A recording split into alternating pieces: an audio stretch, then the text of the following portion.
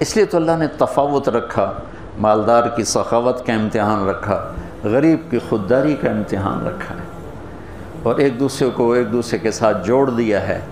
تو اللہ نے، میں نے ایک آیت پڑھی تھی، فَلَقْتَحَمَ الْعَقَبَةَ، یہ تعبیر پورے قرآن میں ایک جگہ ہے اور کہیں نہیں۔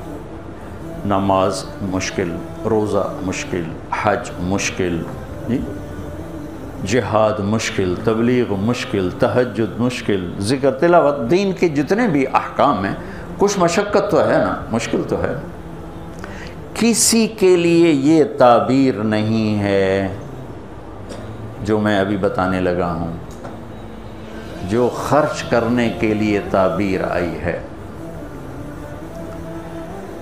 اقتحام، اقتحام ہوتا ہے سامنے کوئی کھائی آ گئی، گھاٹی آ گئی جی، تو اس لئے پلتا ہوندے کوئی نہ ہے نا، تو عرب شاہ سوار گھوڑے کو اٹھاتے تھے تو وہ چھلانگ لگاتا تھا اور پار جا کے وہ گرتا تھا۔ اس میں لمبی کھائی میں خطرہ بھی ہوتا تھا کہ نیچے گر جائے، عین ممکن ہے گر جائے، تو اس کے لیے لفظ اقتحام، ہیوی ویٹ لفظ استعمال ہوتا تھا۔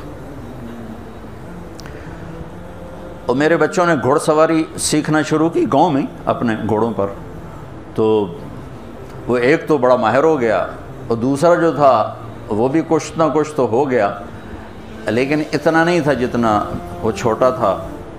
تو میں آ رہا تھا ڈیرے سے تو سامنے گھوڑے پہ آ رہا تھا، میں گیا مولانا صاحب تو اسی بھی گھوڑ سوار بن گئے ہو؟ کہ جی بن گیا۔ میں کہا ذرا کہ دوڑتا لاتے بھی کھاؤ، اور سامنے کھالا ٹپاؤنا ہے تو اسی گھوڑے نے ایڈی ساری کھالی نا، ایڈی ساری۔ میں کہا اے کھالا تسی ٹپایا تاں میں تانوں گھوڑ سوار ماننا۔ انہوں نے کہا گل ہی کوئی۔ تو ایک ایکڑ پیچھے لے گیا اور گھوڑے کو دوڑایا۔ اب اتنی مہارت تو تھی نہیں، جب گھوڑا آیا قریب اس کو اٹھانے کا طریقہ نہیں آیا، تو گھوڑے نے یوں گردن موڑی تو بیٹا صاحب عہدے جا ڈٹھے تھے، گھوڑا عہدے جا کھلوتا، اور شکر زمین کچی آئی کچھ ہویا نہیں۔ اقتحام، گھوڑے کو اٹھانا اور جان خطرے میں ڈال کے کھائی کو پار کرنا۔ وہ جو عمرو بن عبد نے ود نے کیا خندق کے موقع پر، ایک آدمی جس نے پیچھے سے گھوڑے کو اٹھایا اور چھلانگ لگا کے دوسری طرف جا کر وہ کھڑا ہوا۔ مشکل کام۔ تو اب گھوڑ سواری ختم ہو گئی، لہذا اس کی سمجھ بھی بڑا مشکل ہوگا کہ بھئی وہ کمیں اوکھا ہے تو کمیں نہیں اوکھا، لیکن میں نے تھوڑی سی تصویر پیش کر دی۔ تو اللہ کہتا ہے تم نے پھر چھلانگ کیوں نہ لگائی؟ فَلَقْتَحَمَ الْعَقَبَةَ، پھر تم نے چھلانگ تو لگائی کوئی نہ۔ اے اللہ وہ کی ہے، وہ کیڑی گھٹی ہے جن دوتے اسی دھرک مارنا ہے، چھال مارنی؟ تو انہوں نے کہا فک کو رکھا، مصیبت زدہ کی مدد کر، مصیبت میں گھرے ہوئے کی گردن چھڑانا۔ اب یہ ایک ایشو لے کر آئیں، بیمار کی گردن بھی پھنسی ہوئی ہے، اور ہمارے ہسپتالوں کا جو حالات ہیں وہ بھی آپ کے سامنے ہیں۔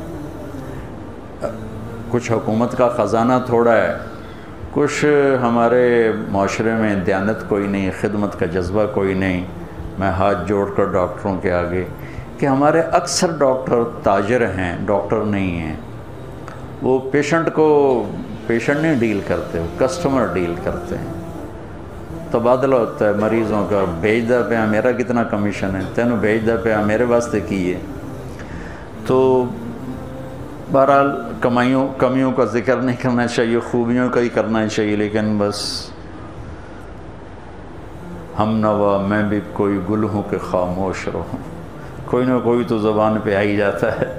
نالے بلبل کے سنوں اور ہماتن گوش رہوں، ہم نوا میں بھی کوئی گل ہوں کہ خاموش رہوں۔ آہ تو آئی جاتی ہے زبان کہ جب ڈاکٹر ہی تاجر بن جائے اور پیشنٹ کو ایسے ڈیل کرے جیسے کسٹمر ہوتا ہے۔ بہرحال کمیوں پہ مٹی ڈالو۔ تو میرے رب نے لوگوں کی مدد کرنے کی جو تعبیر کی ہے وہ ہے چھلانگ لگانا۔ تو انہیں چھلانگ کیوں نہ لگائی؟ کیا یا اللہ تہجد نہیں، روزہ نہیں، حج نہیں، جہاد نہیں، قرآن دی تلاوت نہیں، ساڑی طرح بہ کے بخاری پڑھاونا نہیں. کیا یا اللہ کہ میرے دکھی بندوں کی گردنیں آزاد کرا، دکھیوں کی مدد کر.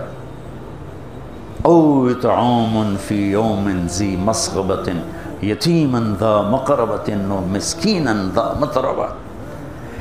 یا غریب رشتہ داروں کی ضرورتوں کا خیال کرنا، مسکینوں کی ضرورتوں کا خیال کرنا. ایک ہوتا فقیر، ایک ہوتا مسکین. مسکین ہے سکن ہو جانا، ایسی کیفیت کہ وہ بالکل پتھر کا بت بن گیا ہے. یہ فقیر سے بڑا غریب ہوتا ہے. تو میرے رب نے کہا غریبوں کی مدد، رشتہ داروں کی مدد، جن کی گردنیں بیماری میں، قرضے میں، کسی بھی چیز میں پھنسی ہوئی ہیں، آزاد کرانا. یہ ہے گھاٹی کو پار کرنا، یہ ہے گھاٹی میں چھلانگ لگانا، یہ ہے کھائی کو پار کرنا. ایمان کو بعد میں ذکر کیا، ثم کان من الذین آمنوا وتواصوا بالصبر وتواصوا بالمرحمہ. پھر ایک تھوڑا سا قانون بتا دیا کہ یہ صفات کافر بھی کر سکتا ہے، لیکن قبول اس کی ہوں گی جو ایمان والا بھی ہو، صبر والا بھی ہو. ایمان والا بھی ہو، صبر والا بھی ہو. تو ایک بہت بڑا ڈاکٹر صاحب نے مطالبہ رکھا ہے، ہم ساری باتیں حکومت پہ کیوں چھوڑتے؟ دنیا میں سفر ہوتے ہیں. میں نے ایک دفعہ وہاں تھا، یہ سویڈن، وہ ساری ویلفیئر کنٹری ہے. تو میں نے وہاں ایک سویڈش مسلمان تھا اور عالم بھی تھا، مدرسے میں پڑھا اور